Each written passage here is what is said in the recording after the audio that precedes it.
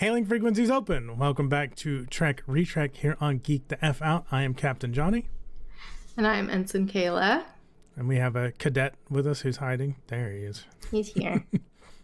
Of course, now he just laid down. I've been trying to get him to lay down, and then he didn't want to lay down until right before we hit record. Say hi. Hi, Internet. So we are here to talk about Season 2, Episode 14 of Star Trek, the original series. Wolf in the Fold. A Wolf in the Fold. Sorry, I forgot A. A Wolf in the Fold. I missed the A. I didn't even put that. Or maybe I was just trying to be quick and write something. Oh, it's interesting. So IMDb says Wolf in the Fold. That's maybe why. TVGuide.com says A Wolf in the Fold. What does Paramount say? That's what I'm going to find out. Oh, it says can't use my hands.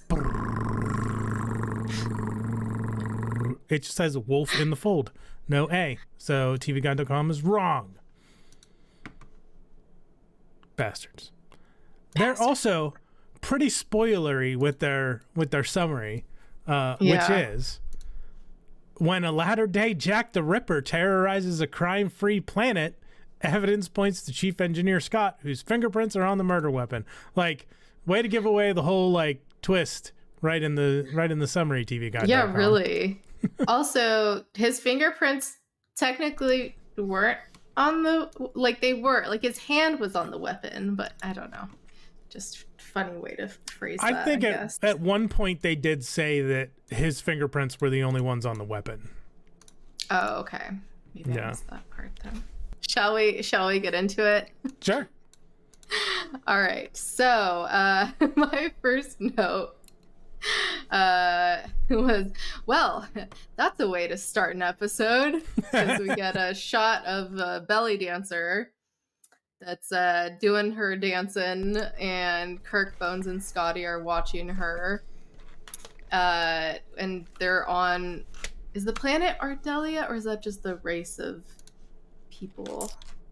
Ardelians, something like that. Argelius 2. Argelians. Yeah. Argelians. The planet is Argelius 2. I knew the D sounded wrong. LOL. And Scotty ends up leaving with the dancer, and Bones and Kirk are kind of talking to each other and implying that something happened to Scotty, that he got hit in the head or something, and now that made him resent women. It was very confusing at first, or at least the first time I watched it. But yeah, I guess they're worried that it might have made him resent women, or it did. They were thinking that it might have, because they said a woman was responsible for the accident. That's what it was. That's he got sent flying back and smacked his head off a bulkhead. Mm-hmm. And Kirk and Bones are on their way to, I assumed, is a brothel or something like that. I don't know. I'm looking this scene. I'm my first note is they said, because Scotty leaned over to Kirk and said something, and he's like, "Captain, do all these women really?" And Kirk was like, "Yes, really." And I'm like, "All these women what?" And that comes up a couple of times throughout the episode. Yes. Kirk's like, "Where the women?" And they never actually say.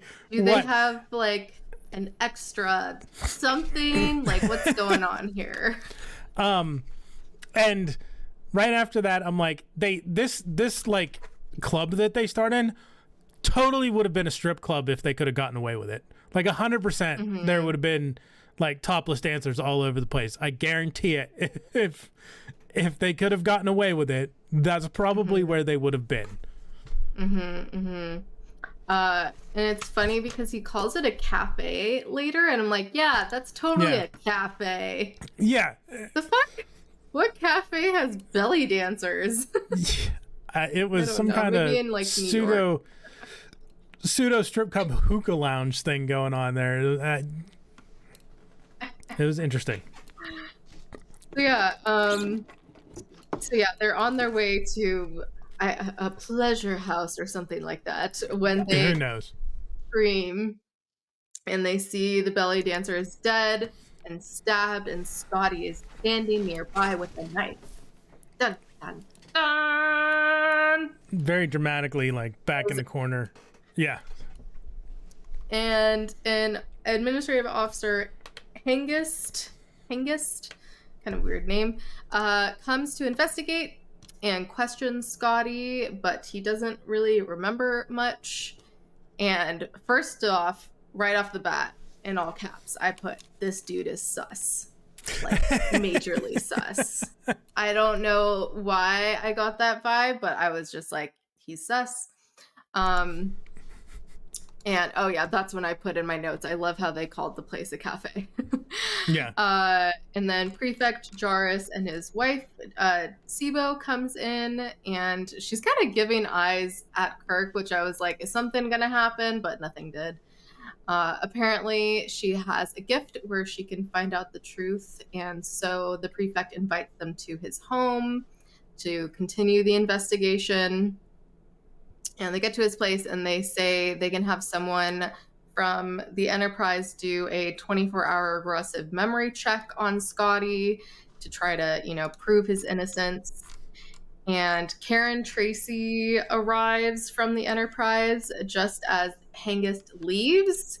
And they kind of nod at each other for a second, which was interesting. So I was like, is something going on there? But I guess there wasn't either. Like, he ends up killing her, but it's not like they knew each other or anything like that. He hangs back. I think it was just a greeting. Like, yeah, I think so too.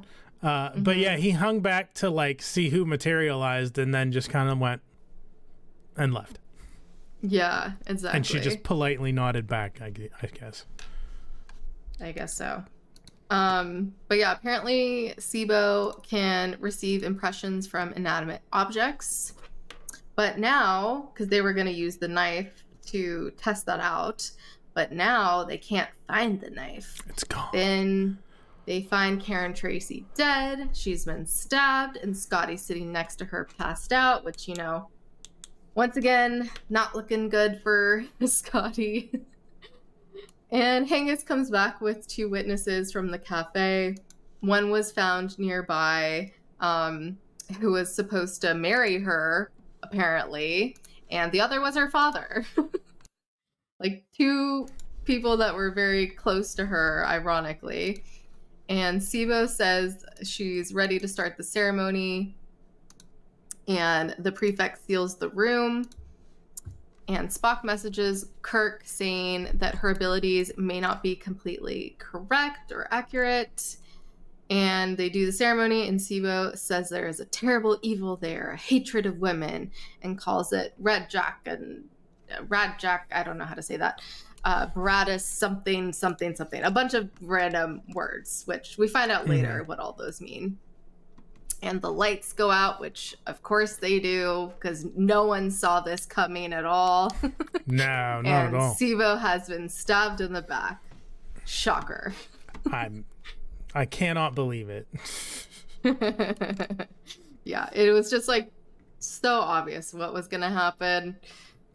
I don't know. It's like, I get that you sealed the room, but I don't know, maybe have some other light source, or I don't know, because even if she did the ceremony, maybe it could have killed like all the lights, like no matter if it's a natural light source or not.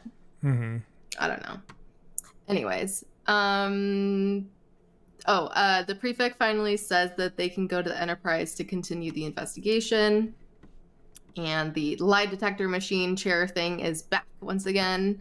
And Scotty takes the chair, and the machine says he hasn't had, like, he couldn't have had amnesia from his trauma before, but he says he didn't black out when Sibo was killed. He tried to run towards her, but something stopped him, but it wasn't something physical.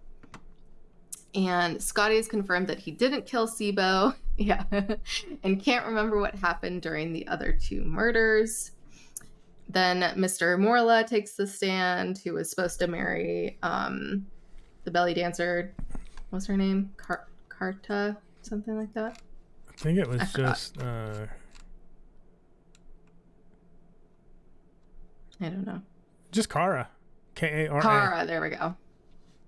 Says he loved her, but the dad says she didn't love him, that they fought all the time, but the machine ends up confirming it wasn't him anyway, so they rule him out. They ask the computer about the words Siba spoke. Siba. Now I'm forgetting. It's Siba. SYBO. Sibo. So Sibo. There we go. Mm-hmm. And yeah, they ask the computer about the words. The machine says that they were all nicknames for, well, the first Red Jock was a nickname for Jack the Ripper. And they're like, he still couldn't be alive. But then they start to wonder if it wasn't a human, but like some kind of entity that lives off of fear. And this is when I put, doth protest too much, Hengist? Because he's just like protesting right and left this whole investigation. The machine says it's possible to have a creature live on fear and could assume physical form if it wanted to. And it recalls a bunch of years in history that women were stabbed to death, and the murderers were the names that Sibo mentioned before she was killed. They find out that there were murders on Rigel 4 a year ago, and Kirk suspects Hengist, who refuses to take the stand, and Spock says Argelius would be perfect. The planet of Argelius would be perfect for him to hunt on. And Machine says the knife came from, can I talk? Rigel 4. And that's when Hengist tries to run and kicks Kirk in a very funny way and fights him. And I was like, this is clearly a stunt double with a really bad looking bald cap on. And they knock him out, and somehow he's dead, but he's not dead. They say he's dead. Yeah, they said he was dead. But later he is not dead. No. And so maybe... Yeah, go ahead. Maybe Hengist was never alive. Like, that body was dead the whole time. And as long as the entity was inhabiting it, then it was alive. Mm-hmm. Interesting. Who knows? I don't know. Who knows? But yeah, so the entity takes control of the computer, which then controls the ship. And these scary, colorful waves and clouds and fire-looking things come onto the screen. But then Kirk tells the ship to remain calm. I'm like, yeah, that's gonna work, Kirk. Just tell everyone to remain calm and no one will have fear. Good plan. But they devised the plan to, give everyone essentially tranquilizers of sorts so they don't get scared, which I was like, interesting, but okay. Get everybody high. Essentially, Kirk and Spock go to the bridge on the elevator and it starts to free fall, so they have to manually override it, which I was like, wouldn't it still be able to like override that though? Again, I don't know. Because it still has to work electronically. Mm-hmm. And anyways, and over the intercom, it says that they're all going to die. And the entity is like taunting them. And Sulu gets tranked right before he gets scared and like starts getting loopy. He was just so funny, loopy. Like they all were, but Sulu was like extra funny, loopy. And Spock makes a computer compute all the digits of pi, occupying the time, which I was like, that's really smart because it doesn't end. Yeah. And the entity leaves the computer and goes into he goes into the body of Prefect, and then Hengist, who's not dead, and threatens to kill Red Shirt Lady, but Kirk takes him out, then carries him to transport a room to send him out into space. Essentially, that's how they get rid of him. Mm-hmm. Beamed him into deep space. Just, Wide they're dispersal. just also They're all just so giddy from the trank, and Kirk wants to go to cafe where the women are, but doesn't finish the sentence. Yeah. Once again, and what? Yeah, that's the end of the sentence. That's the end of the episode and the end of the sentence. What did you think of it? He's speechless. Yeah. Yeah, it was a wild ride, to say the least. Yeah, it was something. Do you have any other like general thoughts on the episode? No, general, no. I have a couple of favorite lines and moments, but no, it was. I mean, the psycho tricorder never shows up again.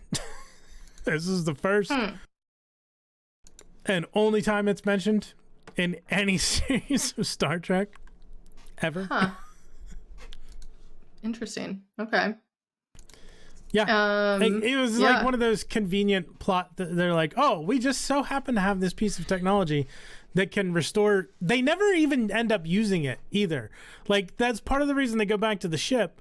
They're like, they'll do the thing, and you know the chair will be able to tell whether he's lying or not, and they're like, and we can do what we were looking to do in the first place with the psycho tricorder and restore his last 24 hours of memories, and they never do it. They never get around to it. It's like the writers thought of that idea and then thought of a better idea once they got back on there, or better, different idea, and then they completely forgot about it and forgot to like switch it in the original part. Yeah. I don't know. That's the vibes it gave me, at least. Are you gonna sit still? No. That's it. You want off? Okay. You can get off. That's what they said. But yeah, should we do some lines and moments? Yeah. We're just gonna stand under here now. Okay. I loved Scotty's line of, "That's what I call real captain, always thinking of his men," when Kirk is like, "Go off, go have some fun," at the beginning of the episode. Yeah. Essentially go get laid, I think is what he was saying. Which I'm like, that's super professional in a work environment. Yeah. I particularly liked when before the ceremony, he's like, "Captain, you mean my neck's gonna have to depend on some spooky mumbo jumbo?" So good. I liked Bones' line of, "I got some stuff that would tranquilize an active volcano," which I'm like, do you actually though? And also, that's not how you would tranquilize it. Okay. Okay, Bones. Yeah. For moments, I loved when Sulu gets tranked and he's very loopy. That was pretty funny. When they're all loopy at the end, it's pretty funny to see. Yeah. Except for is it basically just Kirk and Spock who are not? Well, Kirk does, but he's just not as loopy. Spock doesn't need it. Yeah. But I mean, I think Kirk kind of is at the end when he's like, "Oh, let's go back to where the women are." Doesn't finish his sentence. Oh, and I liked when Kyle was like, "You didn't have to shove me, Mr. Spock. I'd have gotten around to it." To transport him out into space. Because Spock does just one hand on Kyle's shoulder, just boom, just shoves him away from the transporter console.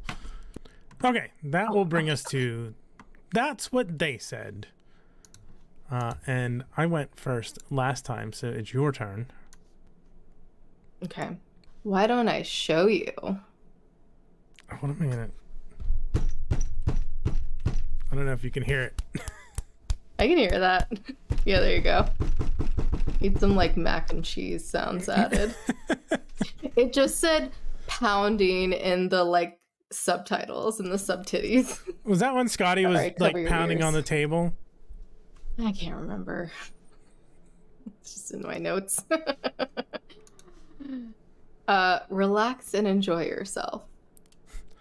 Let's get at it. I am ready, Jarvis. Will that satisfy you, Mr. Hengist? Yay. Yay. My hand's down there. All right. He's like, what are you doing? That's it for you. That's what they said. That will bring us to episode trivia from Memory Alpha.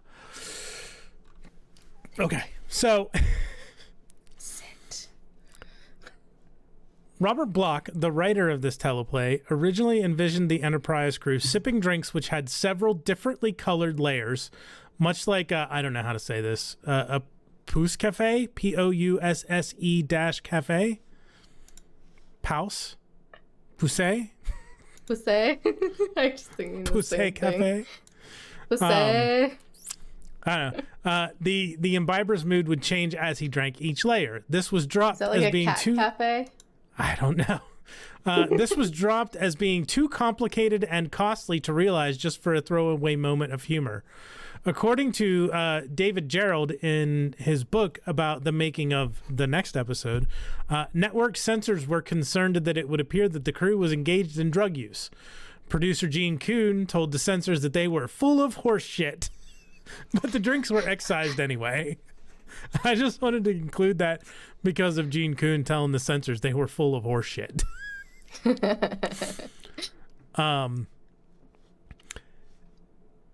A large number of costumes are reused from previous episodes in the Argelius bar scene. Some of the extras in the bar are wearing turtleneck uniforms from the cage and Where No Man Has Gone Before.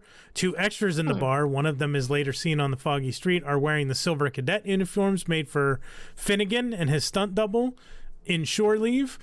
One patron is wearing Commissioner Ferris's uniform from Galileo 7. Another's wearing a colonist jumpsuit from Devil in the Dark. And put lots of costumes that were just hanging around to good use in this episode. Yeah. Yeah, because there's a lot of people in that first scene. Yeah, it was pretty interesting full. Outfits. I'm not complaining. So there's a lot.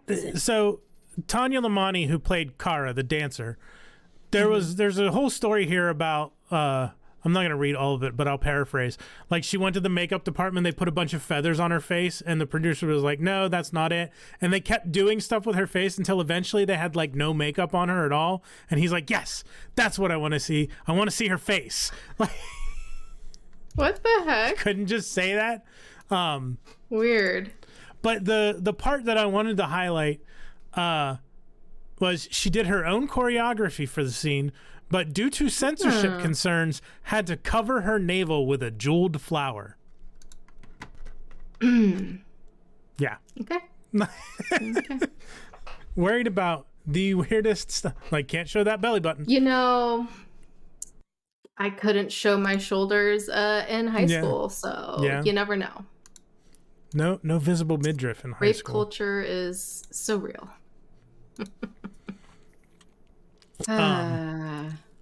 Clocking in at approximately 15 minutes and 30 seconds, the courtroom hearing that constitutes virtually the entire third act of the episode appears to be the longest uninterrupted scene confined to a single setting in the whole of the original series.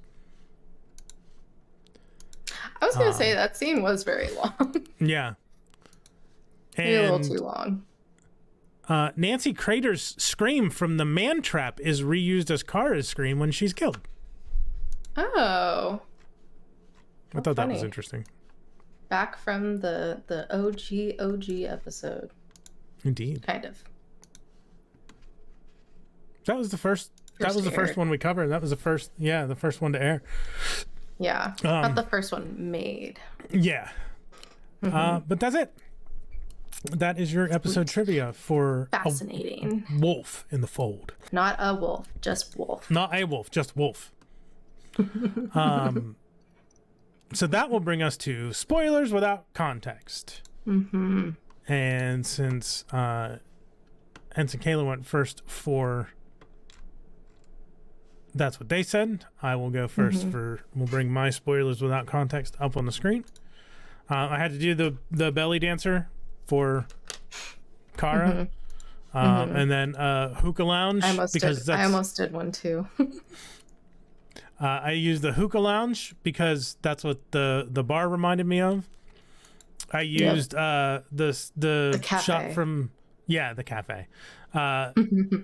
Gort from The Day the Earth Stood Still, because the whole thing with that is Klaatu Barada Nikto. It's just the three nonsense words, which is what Sibo was saying. As soon as she was like, Red Jack, Barabbas, and whatever, I was like, it's, like Klaatu Barada Nikto. And then I had to do Piglet. Do you know why I did Piglet? No. Because Hengist, that actor, is the voice of Piglet. I was wondering why it sounded familiar. Yeah, it's Piglet. He has a very distinct voice. Yep. That's so funny. Like OG Piglet? Yeah. Wow. Fascinating. Truly fascinating. I was like, I was doing the same thing. I'm like, he sounds familiar. Who is that? And I looked him up and I'm like, oh, it's fucking Piglet. That's why. It's fucking Piglet. Don't trust Piglet. He's Jack the Ripper. Oh. I was like, I thought you meant actual Piglet. No, like, he does have that very unsettling voice. Distinct, like, it's high, but like timbre. Yeah, he's got a very unique quality to his voice. Yeah, he definitely does. Are you gonna sit? Nope, you're just gonna sit on me. Okay. So those are my spoilers without context. We will now bring Ensign Kayla's up on the screen. Very nice.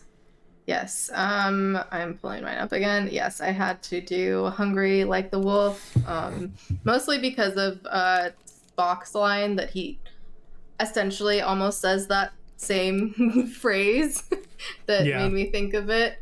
And then this is a picture. I literally searched Jack the Ripper, and this was like the most common picture that came up.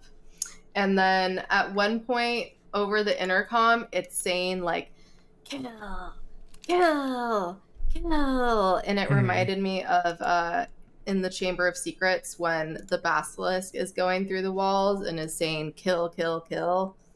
It's like copy, paste. And then a lie detector test, because that's essentially what they were doing. Yeah. And that's it. Very good. Yeah, I wish I'd have thought of the Duran Duran one, because I would have used that in place of the belly dancer, because the belly dancer and the hookah lounge were like easy. I almost did a belly dancer. So funny. So funny. All right. Very good. Well done. Yes. Thank you. Thank you. You too. Before we rank the episode, Ensign Kayla, why don't you tell everybody where to find us? Well, you can find us on social media at GTFO channel. We mostly post on Instagram. If you want any updates or anything from us, if you want to email us, our email is channelgtfo@gmail.com. And we put out new episodes of Trek Retrek every Thursday at 6 p.m. Pacific, 9 Eastern. And we'll be putting out Stranger Things watch rewatch soon, so look forward to that. And thanks everyone for joining. I'll say this again at the end, but make sure to smack that like, smack that subscribe, smack that bell icon.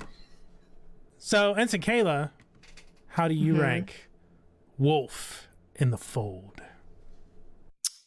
I'm gonna give it a Commander. I thought it was a good episode. I really enjoyed it. I thought it was a lot of fun. Now I can't find my notes again. I think the concept was very interesting with having like Jack the Ripper be this entity kind of throughout time, going into these people's bodies and being a serial killer every once in a while. It was a little obvious that it was Hengist, but not too obvious, I would say. And there was just like a lot of different elements. Like we were just talking about, maybe the writing wasn't the best, especially because they were supposed to do the psycho Was it? Yeah, the Psycho Tricorder. Yeah, Psycho never got used. Tricorder never got used. But, you know, the interrogation was interesting, kind of dragged on a little bit, but like it was like pretty solid episode. Yeah, it was good. Maybe not the best, but I would say definitely watch it if you want to be entertained. So, Commander. Okay. I'm waffling between Lieutenant and Commander. I think I'm gonna go with Commander because it's a rare episode that's not focused on Kirk, Spock, or McCoy, because it's focused on Scotty. And this is a good example of one of the hallmarks of like Star Trek takes something strange from Earth and puts it in space, like with Jack the Ripper. Like it's not the last time we're gonna see something like this. And like the weird like 1950s copy of Earth that was in Miri, like yeah. So it's a pretty good example of that trope, which comes up a couple more times at least. So I'll give it Commander as well. So that gives us a unanimous Commander for Wolf in the Fold. Our next episode is The Trouble with Tribbles. IMDb.com says, to protect a space station with a vital grain shipment, Kirk must deal with Federation bureaucrats, a Klingon battlecruiser, and a peddler who sells furry, purring, hungry little creatures as pets. I feel like I've heard of this many a time, so I'm very excited to watch it. I would be very surprised if you have not at some point heard of The Trouble with Tribbles. Yeah. I'm excited. It sounds very entertaining. I'm excited. Yeah. Thanks everyone for joining us, whether you're watching on live or on replay. We appreciate it. Make sure to smack that like, smack that subscribe, smack that bell icon, smack all the things. We appreciate it as well. Helps us out. Yeah, we'll see you guys next week. Thanks again for geeking the F out with us. Until then, peace and long life. Live long and prosper.